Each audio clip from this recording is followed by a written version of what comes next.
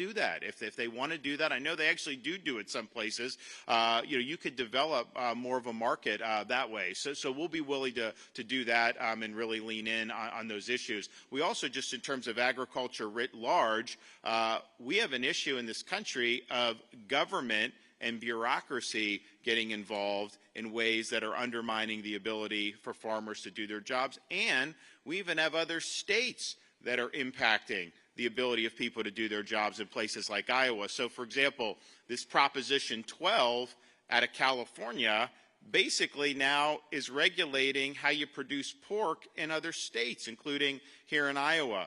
I don't think that that's healthy for this country to have our parts of our society's economy, national economy, governed by just one state's whims, but particularly California's whims. I mean, if you were going to do one state and it was like Iowa or Florida, maybe you could get away with that. But do we really want to live under people are fleeing California because of the bad policies. So we're going to address that, because I think the Prop 12, how it's impacted the pork producers, that's one issue that's important. But I think that model is something that they would likely use much longer, and I think it'd be a big problem. So you can count on me to do that. Also, you have these agencies like the EPA coming on people's farms, saying that there's a puddle and that's the waters of the U.S. And I know the Supreme Court curtailed that, but the Biden administration wants to go, and they're going to keep trying to do and just keep trying to exercise more jurisdiction. We're going to rein in the bureaucracy when I'm president, because I think it's out of control. It's not something that's responsive to the American people and even the results of elections. You have folks that are unelected, unaccountable, and they have an agenda, and they're pursuing that agenda. And that is not something that is good for our economy as a whole, and it's certainly not something that's good for the agriculture industry. The other thing that I think is a threat is this whole ESG movement, environment, social governance. And they basically say that it's about climate change, and they have different hobby horses that they want to organize the economy around. So Wall Street banks, asset managers, other major institutions kind of putting their thumb on the scale and using their economic power to be able to change behavior throughout society effectively. That ESG, yes, they target energy, they target other things, but one of the things that they really blame and target for things like global warming is agriculture. And they have their heart set on trying to really upend how farmers do their jobs. Taken to its conclusion, it will lead to a farm crisis in this country. They don't know how any of this stuff works. They have an ideological agenda that they're trying to impose. Now in Florida, we've seen this threat for what it is.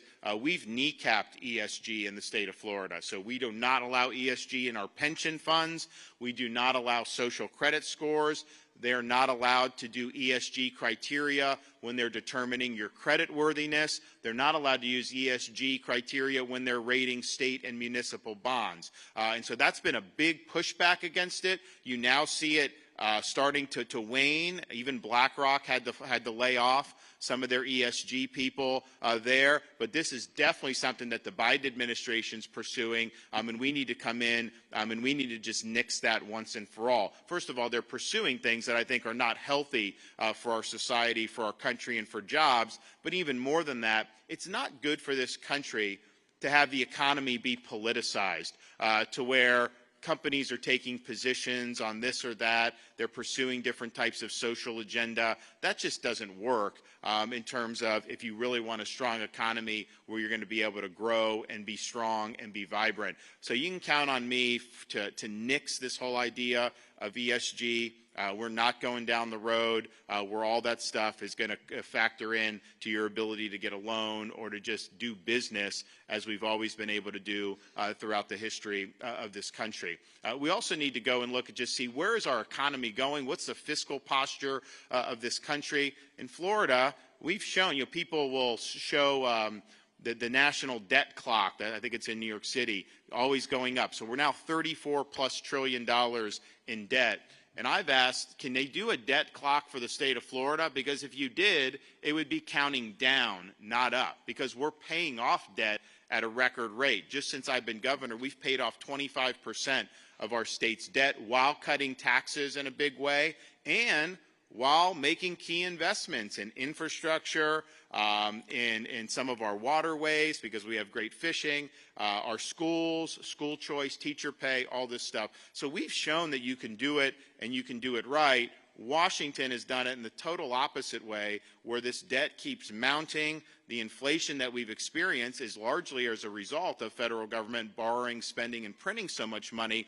And so they don't necessarily face the repercussions in D.C. You're paying more for everything that's going on. So we need a change in direction in that, but you got to have a president that's going to be willing to lean in and push back against the amount of money that they're spending in Washington without any type of accountability. And that's why, like, I'm a big believer that you need structural reform in Washington, because the incentives are what they are, and they're likely going to continue to produce the same thing. That's why I'm a supporter of term limits for members of Congress. That's why I'm a supporter of a balanced budget amendment to the Constitution. I've got to balance the budget in Florida. Iowa has to balance its budget. Why does Washington get a pass? I'm supportive of a line item veto for the president, so you can veto individual spending items and get the budget back in good shape. So these are all things that we're going to pursue working with the states when we get to Washington. So it's an honor to be here. I want to thank everybody for, I know many of you I've been able to meet along the way. I've taken a number of different tours of farms, of ethanol plants, of things that really are important to these communities. And I understand that in a firsthand way. And it'll be something that I'll be able to carry with me as we go forward into the next administration. I know it's going to be cold on Monday. I was here last week, and I was in different parts of Iowa. It was like 25, 28, 30 degrees. And I'm just like, look, I'm a Floridian. I usually don't handle. I can handle this. This is no problem. 28 degrees, especially with not being windy. Yeah, bring it on. No problem. As soon as I started saying that, they started producing the weather report for what it was going to look like this weekend and in Iowa caucus night. And I haven't ever experienced negative 15 degrees in my life. So I actually had to go back to Florida at the beginning of the week to give the State of the State address, just like Governor Reynolds had to do here.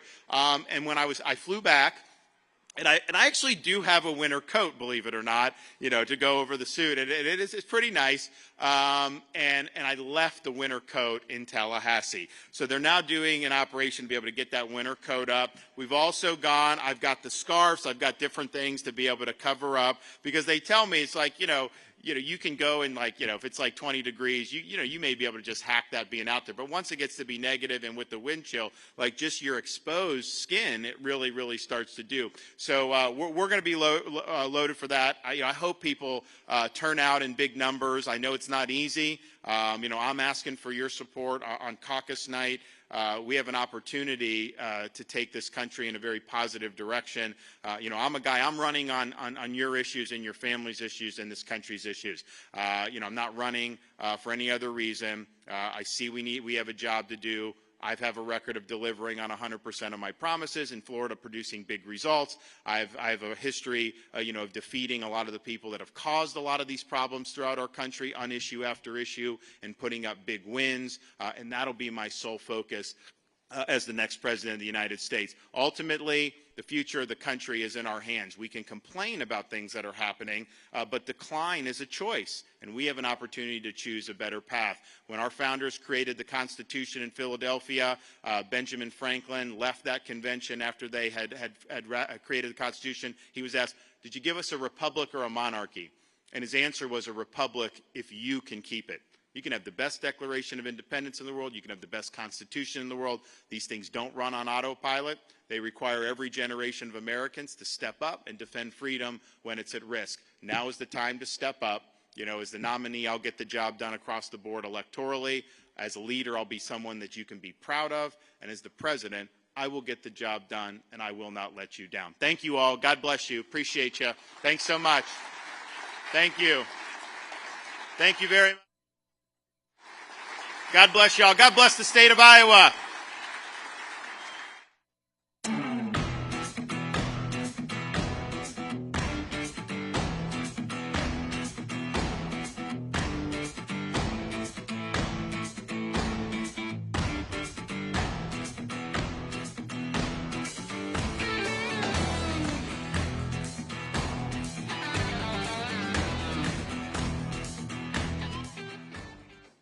The Iowa Renewable Fuels Association is proud to recognize Sarloff Limited as a silver sponsor for the 2024 Iowa Renewable Fuels Summit. Sarloff Limited, providing the CO2, LNG, and industrial refrigeration markets with world-class process systems.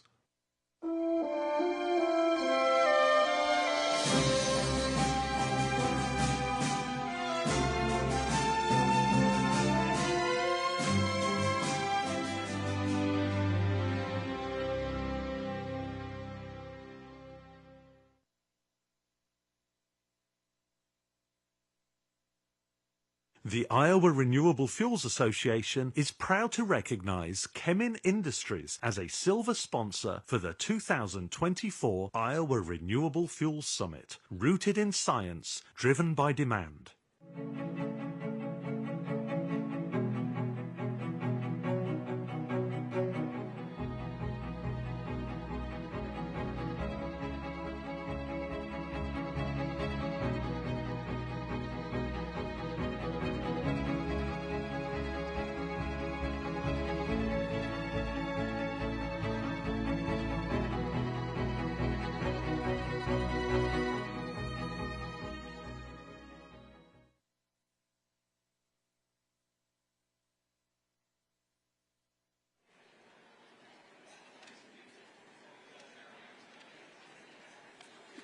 Good morning.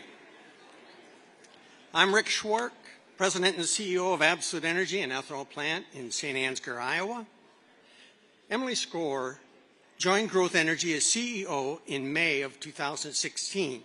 She leads the country's premier biofuels trade association, representing 96 producers, 113 associated companies, and tens of thousands of ethanol supporters around the country who work to bring consumers cleaner burning, more affordable fuel, and more choices at the pump. Please join me in welcoming Emily to give Summit's Industry's keynote address.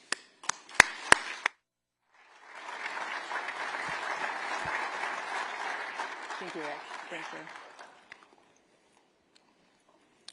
Good morning, everyone. Can you still hear me? All right. It is wonderful to be here at the 2024 Iowa Renewable Fuels Association Summit, and I want to congratulate Iowa RFA staff and board and members. You've got a fantastic lineup. I am truly humbled to be part of it.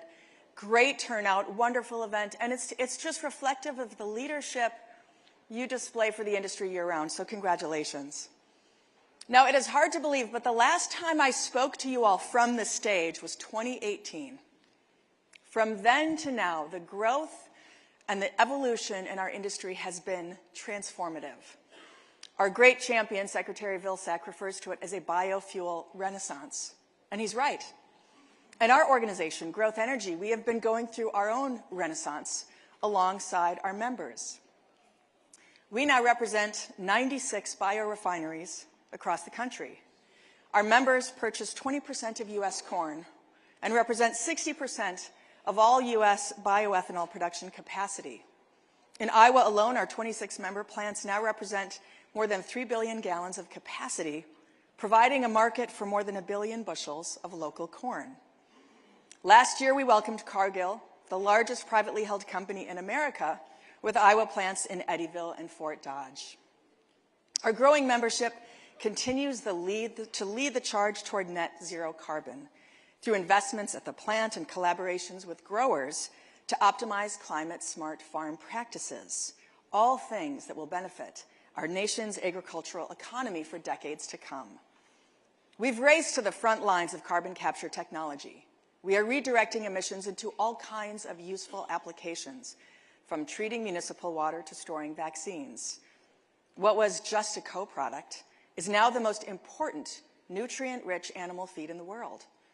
And moving forward, our members are well positioned to supply the feedstock for sustainable aviation fuel, a potential 25 billion gallon U.S. market in the decades ahead.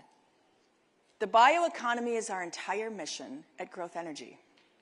Cultivating it, expanding it, accelerating its growth by breaking down barriers and securing policies that recognize our innovations and advancements. We are making sure our members get the attention and the credit they deserve for investing in science and labor, for producing an endless variety of renewable plant-based fuels and products. On that front, the Renewable Fuels Standard remains one of our most important tools for driving demand. As you know, we gained new ground in 2023. We secured 3 years of certainty under the RFS. 3 years is a big step. In the past, we've had 1 or none at all. Now, protecting the RFS has always required vigilance, and this year will be no different. Again, the RFS is on trial. Again, our environmental bona fides are under fire. Opponents are challenging us with all kinds of litigation, from endangered species to refinery exemptions to blending requirements. Fortunately, after years of very hard work, the EPA has largely taken our side. But these decisions need to stand up in court. The RFS will need a clear and accurate defense. And we will continue to be there along the agency, marshaling facts, presenting research, and deploying legal arguments until this fight is won. Alongside allies like Iowa RFA, we will ensure that America's most successful clean energy policy keeps delivering the market access we need to expand the bioeconomy. A strong RFS helps accelerate toward the new norm of E15 fueling virtually every car, every day across the country. Thanks to champions in this room, Governor Reynolds, we can point to Iowa's E15 standard as the national model. Nebraska has already followed suit, and we're exploring strategies across the Midwest. 5 states have also updated incentives for E15. Last summer, E15 saved drivers on average 15 cents per gallon compared to standard E10 fuel choices. In some states, drivers saw savings reach 40 to 60 cents per gallon. As you well know, continuing and accelerating this momentum depends on federal decisions to let consumers access E15 year-round. Midwestern states, led by your own Governor Reynolds and Attorney General Byrd, have stepped up to show real leadership on this issue. For nearly 2 years, they have demanded EPA act on a rule that would allow year-round E15 in 8 states, including Iowa. The rule is now in final review. But unfortunately, because of delay tactics by refiners and EPA, it's unlikely to take effect this summer. We need to see much faster progress on a rule that will be effective this year. At the same time, we don't want E15 to simply become a regional niche fuel. So we continue our work with lawmakers to adopt a permanent legislative solution that will apply nationwide. We cannot build the long-term future Americans deserve one state or one temporary waiver at a time. Fortunately, the public is increasingly on our side. More and more drivers are seeking higher biofuel blends, and that's no mistake. You may have seen that last year, Growth Energy debuted the Green American Road Trip as part of our Get Biofuel campaign. We partnered with Shawn Johnson East, the gold medal Olympian and best-selling author. Shawn and her family drove across the Midwest. They stopped right here in Des Moines, and they met with Iowa Corn. And during the trip, the East family showed drivers and all of their followers how they can lower carbon emissions and save money with unleaded 88. This direct consumer engagement worked. Every E15 retailer that participated in the Get Biofuel program in 2023 sold more E15 than those who didn't. And we continue to work with fuel retailers in other ways to expand higher blends, supporting their marketing, navigating regulatory barriers. We support them as they win infrastructure grants from USDA, and we're proud that our team wrote half of all grants submitted last year. With our help, these retailers are sparking their own E15 renaissance. In 2023, nearly half of new E15 stores chose to sell E15 as their base grade fuel rather than as an added offering. All told, nearly 300 locations now have replaced 87 E10 with E15 as their mainstream fuel offering. This move delivers on average 6 times more E15 sales per store, and this trend will continue to accelerate in the months and the years ahead. Of course, leading the bioeconomy also involves other critical priorities. That starts with new tax credits that can increase the value of every single gallon of bioethanol produced on American soil. As you know, we scored some huge wins in the 2022 Inflation Reduction Act. The package phases in new incentives designed to spur investment and SAF, carbon capture, and other clean fuels where biofuel producers are leading the way. The law also allocates $500 million to help our retail partners expand options at the pump. But our ultimate ability to access these incentives still remains uncertain. We need the Treasury Department to implement tax credits in ways that allow bioethanol producers to accelerate our climate progress while expanding economic opportunity across rural America. We cannot let the U.S. tax code put agriculture on the sidelines. The carbon modeling needs to follow the best available science. That means the GREET model from Argonne National Lab. It's the global standard for modeling agriculture-based energy. Just last month, Treasury issued new guidance recognizing the merits of using the GREET model for the SAF tax credit. And this is a very important first step, but the work is not done because tax credit eligibility will be based on an updated GREET model, a 40B GREET. It likely won't be the GREET that we know. Environmental groups continue to urge Treasury to make inaccurate and outdated assumptions about land use change. They are vocal, they're persistent, but they're also wrong. They seek to block the only viable source of clean, renewable energy that is available at sufficient scale to decarbonize the skies. That's us, by the way. So we continue to call on the administration for a clear path forward that allows us to help them advance their goals. And that will only happen with the help from Democratic champions who have the ear of the White House. They have helped us get to this point, and we will continue together our full court press. From day one, the entire supply chain has advocated on this issue with great unity, from producers to growers to major airlines. It's a unified front to make certain that this administration follows sound science. We're making a similar case on the administration's proposed tailpipe emission standards, which reflect a dogmatic fixation on EVs. It presents a false choice between only two paths forward: fossil fuel-only vehicles or mass adoption of EVs. Neither of these hypotheticals reflect reality. EPA's framework blatantly ignores the proven, available, American-made solution of biofuels. It picks one technology over all others, disregarding the carbon savings potential within liquid fuels, which we know will continue to power the majority of cars on the road for decades to come. If you're reading the headlines, you're seeing that with every passing month, there's more evidence that EVs alone will not get us to a net zero future. Biofuels must be part of the equation. Of course, our engagement on the Republican side is no less critical. Not a single GOP lawmaker voted for IRA, but their support will be important for protecting and even extending new tax credits for the long term. We saw this last April when our champions here in Iowa led a small but powerful contingent of 8 lawmakers who stood strong against their own party. They forced House leaders to preserve rural America's share of the IRA during budget negotiations. Now we need to grow that coalition by communicating more effectively with Republicans on the logic of our low carbon. According to our data, if implemented properly, the 45Z tax credit alone would add $21.2 billion to the U.S. economy, generate nearly $13.4 billion in household income, support more than 192,000 jobs across all economic sectors, and importantly, provide farmers with a 10% premium on low-carbon corn used at an ethanol plant. The facts are strong for rural communities, for energy security, for consumers, for the future of liquid fuels. The story is compelling, but it is up to us to share it.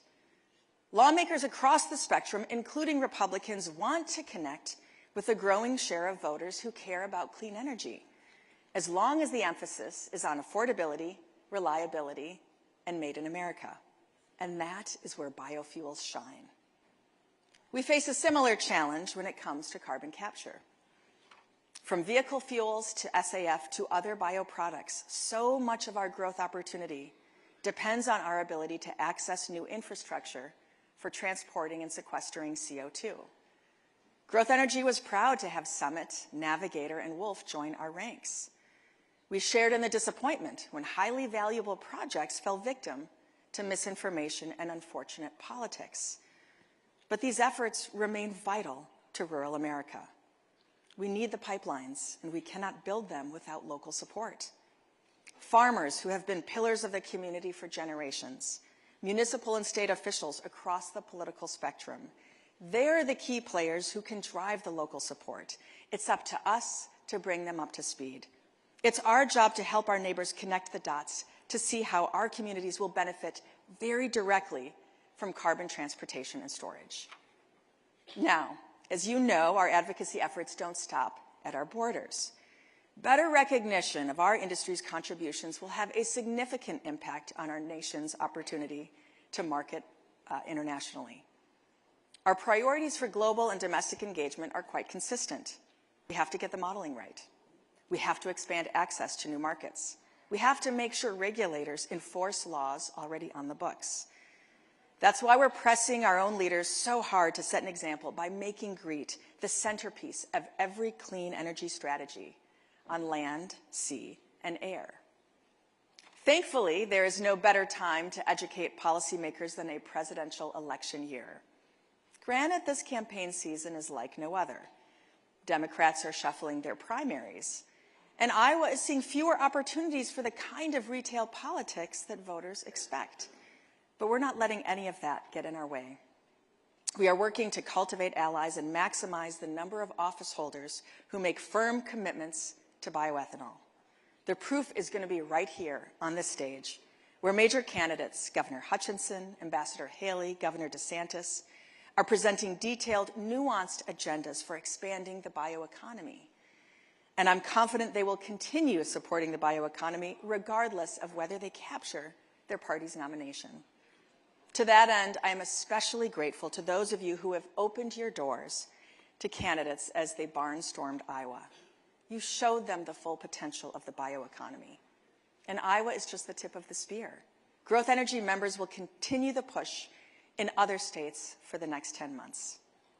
Through that engagement, we'll continue to remind our elected leaders how this industry is expanding America's bioeconomy, how we are inspiring new ways to create more with less, more yield with less waste, more energy with less pollution, more prosperity with less dependence. So thank you, as always, for making Iowa a shining example of what this industry can achieve. The future is here. It is happening right now. And that's why it's critical that we maintain bipartisan support for expanding the markets, reinforce the importance of sound science and accurate carbon modeling guidelines, and drive our own narrative, show that we are the solution to a low-carbon future. If we want to succeed, we have to get this right. And no one knows that better than our neighbors and allies here in Iowa. We are proud to stand alongside each and every one of you and help lead the charge across the country and across the world. Thank you.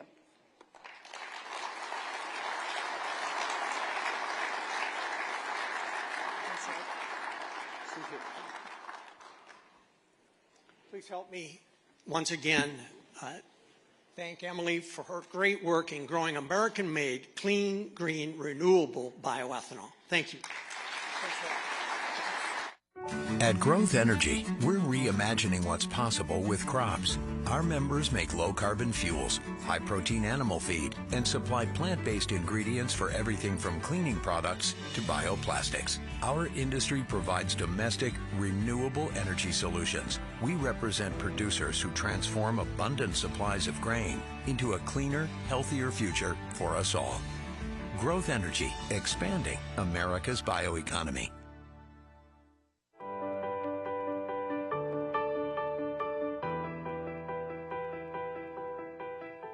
Get more.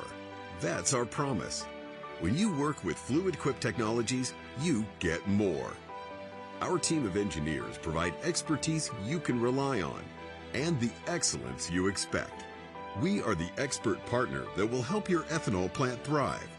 The partner that has the knowledge and expertise to help you get from point A to point B.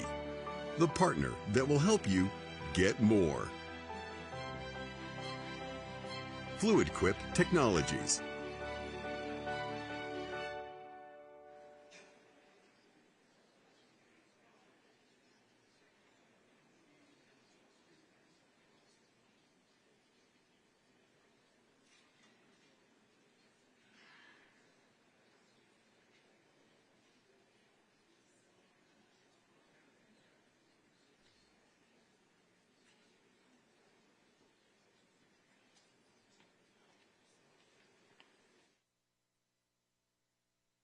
My name is Nick Bowdish, and I'm President and CEO of Elite Octane in Atlantic, Iowa. It's my distinct honor to introduce our next speaker, The Iowa Renewable Fuels Association. who was born in a small town. She challenged the establishment and was elected to the state legislature. When the old guard didn't like her reform ideas and tried to freeze her out, she ran for governor of South Carolina and won. That was 2010. In 2016, she became the United States ambassador to the United Nations, and now she is running for president. Please join me in giving a warm welcome to Ambassador Nikki Haley to share her biofuels vision.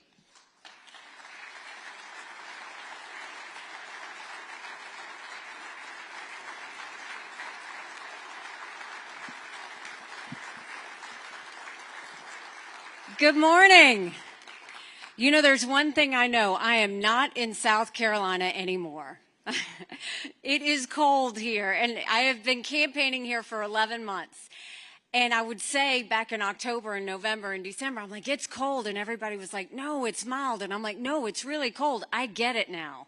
I totally get it. It's great to be here. Thank you for taking the time. You know, we are 4 days away from caucus. And what I love is Iowa sets the stage. It sets the direction on where we're going to go. And you look at our country, and we've got a country in disarray and a world on fire. You don't have to turn on the news to see how bad it is. You feel it when you go to the grocery store. You feel it at the gas station. You feel it with your mortgage payment, your insurance payments, your business expenses. Everything has gone up. And I would love to tell you that Biden did that. But our Republicans did that to us too. We are now $34 trillion in debt. We're having to borrow money just to make our interest payments. China owns some of that debt. That's why I personally think it's time to have an accountant in the White House. But I'll tell you, the way we deal with that is first you have to accept the fact that we have a problem, and you have to call them out on it. That's why we're going to make sure that we focus on what we can do immediately. We'll start by clawing back the $100 billion of unspent COVID dollars that are still out there. Instead of 87,000 IRS agents, we'll make sure that we go after the hundreds of billions of dollars in COVID fraud that we had. 1 out of every $7 was spent fraudulently. If 8% of our budget is interest, quit borrowing. Cut up the credit cards. You have to balance a budget every day. I had to balance a budget as governor. Why is Congress the only group that refuses to balance a budget? We will eliminate the federal gas and diesel tax in this country. I will stop the spending, stop the borrowing, eliminate the earmarks, and will veto any spending bill that doesn't take us back to pre-COVID levels. That will save us trillions.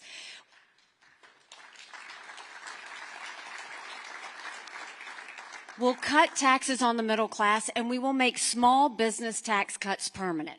Small businesses are the heartbeat of our economy. We need to start acting like it. And then when you look at the border, you see complete chaos and just total irresponsibility at the border. And I've been to the border, and you wouldn't believe what I saw. Mounds of clothes, mounds of paraphernalia, all of these things, rape areas that women and girls have to walk through. When you get up in the morning, you get your coffee and you watch the news. When these ranchers get up in the morning, they get their coffee and they go see if anybody died crossing the fence. They pick up whatever little kids are left behind and they turn them over to Border Patrol. I met with multiple sheriffs. They said before 7 a.m. they round up whatever illegal immigrants they can find. They turn them over to Border Patrol. Border Patrol documents them and releases them until their court date years from now. And when I asked Border Patrol about their job, they said, you want to know what we do? We're glorified babysitters. They don't let us do our job. 8 million illegal immigrants have crossed that border. We had enough fentanyl cross the border that would kill every single, we had enough fentanyl cross the border that would kill every single American. Number 1 cause of death for adults 18 to 45, fentanyl. And don't think for a second China doesn't know what they're doing. So the way we'll deal with it is in South Carolina, I passed one of the toughest illegal immigration laws in the country. We did E-Verify. We'll take that national. We'll do a national E-Verify and require businesses to show that the people they hire are in this country legally. We will defund sanctuary cities once and for all and get rid of these safe havens. We will make sure that we go back to the Remain in Mexico policy so that no one even steps foot on U.S. soil. And instead of catch and release, we'll go to catch and deport. That's how we'll deal with the border. And there were two things. You can clap for that. There were two things at the United Nations that Russia, China, and Iran never wanted us to have. They never wanted us to have a strong military, and they never wanted us to be energy independent. We won't be energy independent. We'll be energy dominant. We will make sure we do an all-of-the-above energy approach. We need to make sure that we get the EPA out of the way. Right now, they care more about sagebrush lizards than they do if we can afford our utility bill. We need to make sure we speed up our permitting process. We need to open up the Keystone Pipeline. We need to export as much liquefied natural gas as we can. We need to focus in on biofuels, and not just enough. Let's do enough we can export out. Let's turn it into an economic powerhouse. We will support the renewable fuel standards, and we will make sure that we get our energy system in such a way that not only does it help our economy, but no more going hat in hand to Saudi Arabia, no more getting dirty oil from Iran or Venezuela. And when it comes to our farmers, I'm from an agricultural state. I grew up playing on a cotton field and at a dairy farm. Farmers are your ultimate survivors. They can't control the weather. They can't control pricing. And the last thing they need is government pushing down on them more. Whether it's mandating through the EPA, mandating water, mandating everything else. Food security has always been national security. Energy security has always been national security. And we need to start treating it that way. And so that's why we will be a partner when it comes to our energy producers and a partner with our farmers. But in order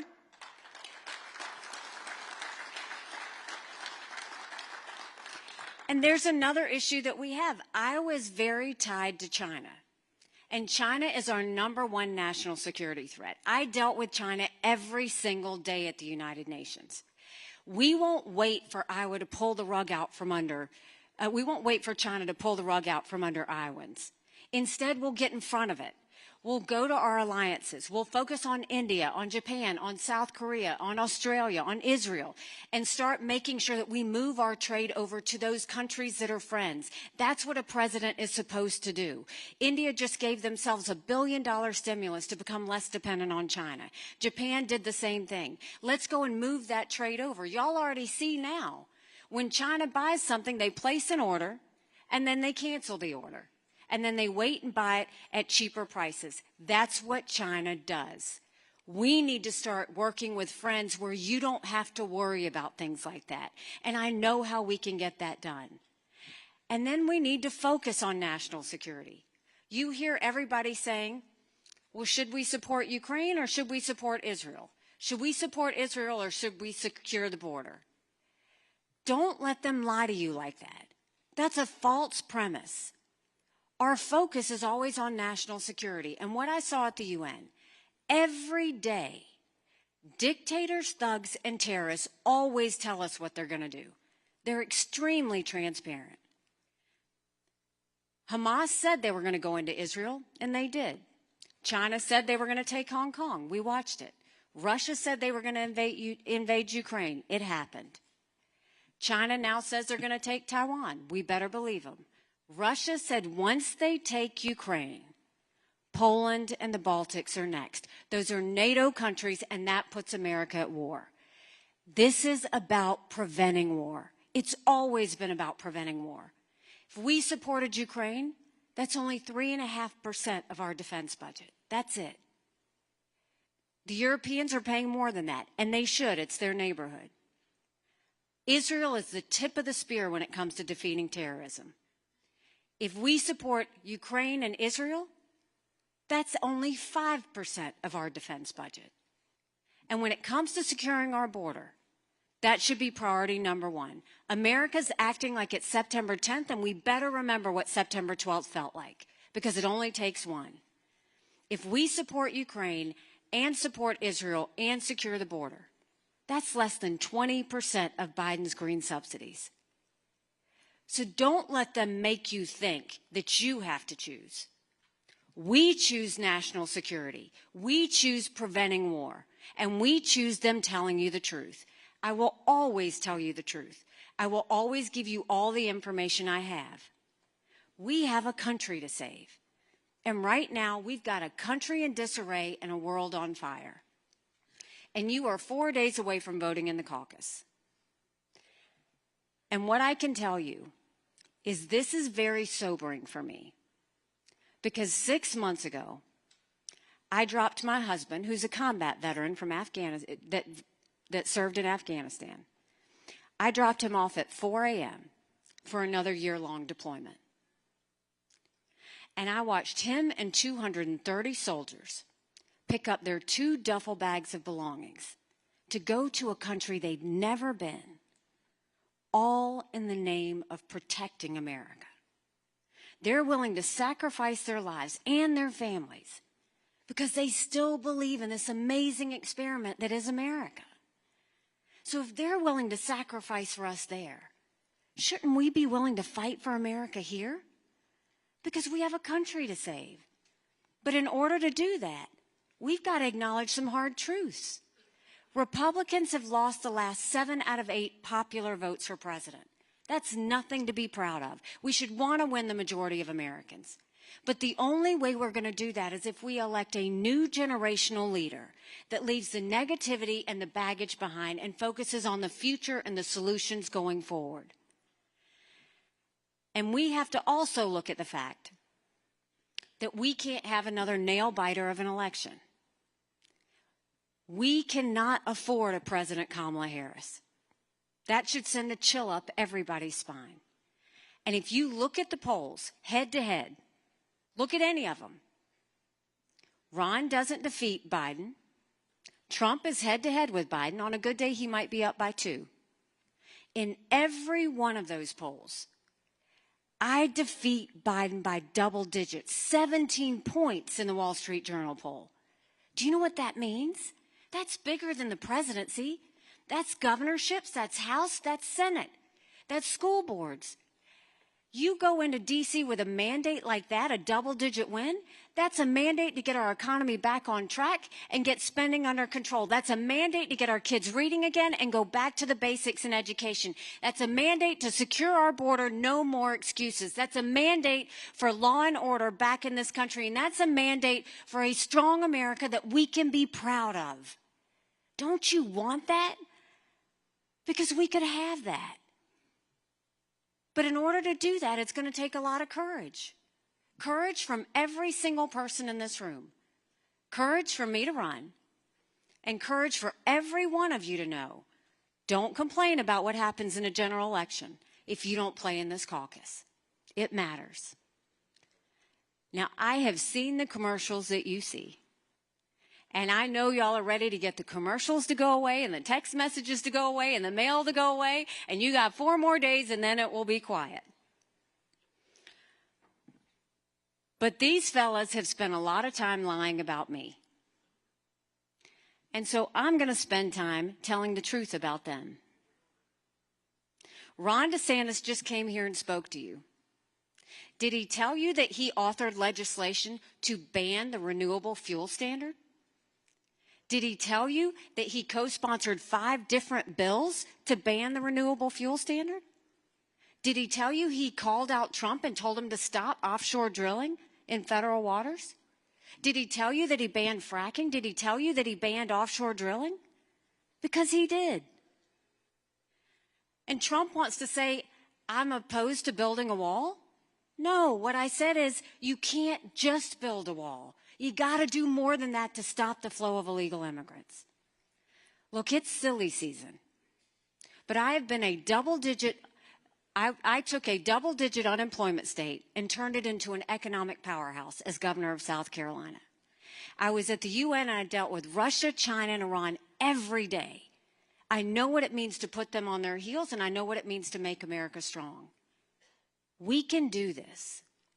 The reason I'm running is because my parents came here 50 years ago to an America that was strong and proud and full of possibilities.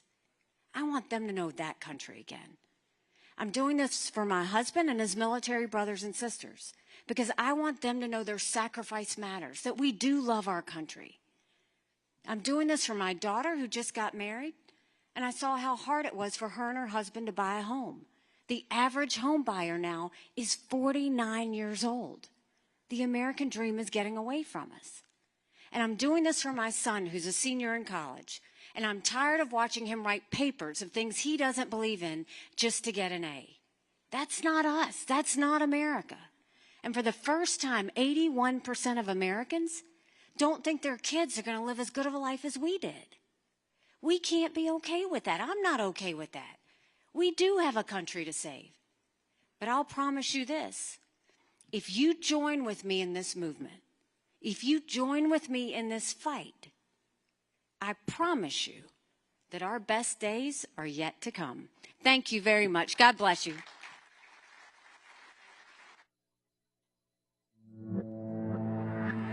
Carbon capture pipelines have operated safely in the United States for decades.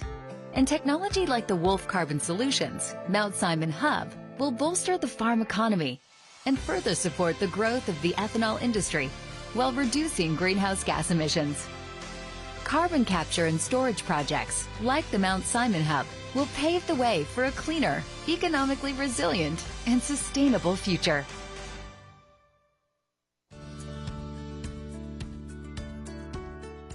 It's important because we need to look at the next generation. What's it going to take to be viable, to be profitable, to be sustainable in that next generation? And I believe carbon capture is going to be part of that picture because it's going to help us be able to capture markets that otherwise we wouldn't have with our products. It's going to be able to enhance economic growth within our rural communities. I think these are things that are going to make agriculture in that next generation be very beneficial, be very profitable, and be very sustainable. Farmers are a critical solution for low carbon biofuels and maximizing tax credit opportunities. Farmers and biofuel companies can work together